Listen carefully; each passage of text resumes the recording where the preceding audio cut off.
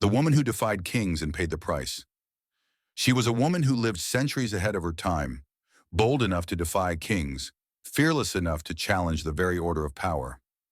But courage has consequences, and her defiance would lead to betrayal, downfall, and a legacy carved into history. This is the story of the woman who defied kings and paid the price. To understand her defiance, we must first understand her world. The medieval court was a place where kings ruled with iron fists, alliances shifted like the wind, and women were expected to remain silent in the shadows. Power was measured in armies, land, and bloodline, not in courage or vision. Yet in this unforgiving landscape, one woman refused to play by the rules. She was not content to sit quietly at the edge of history. She demanded a place at its center. From her earliest years, she was different. While others learned courtly manners, she studied politics, languages, and the art of negotiation. Her intelligence set her apart, and her ambition made her dangerous. She married strategically, built alliances, and proved that she could outwit men twice her age.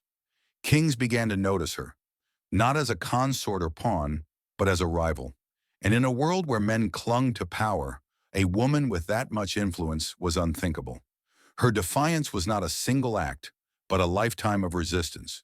When kings demanded submission, she argued. When rulers tried to silence her, she raised her voice louder.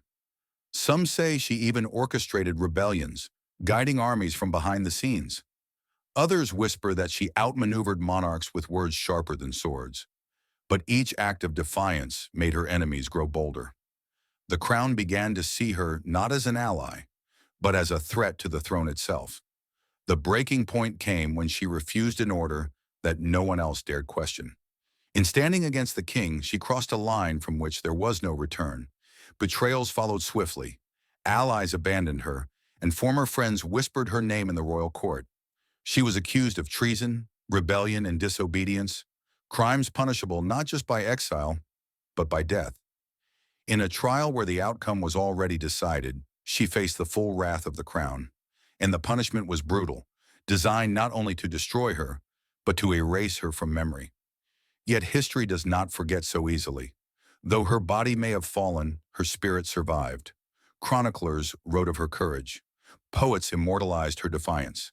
And centuries later, we remember her not as a victim, but as a symbol of strength. She may have paid the ultimate price, but her story continues to inspire. She reminds us that even in a world ruled by kings, one woman's voice could shake the foundations of power.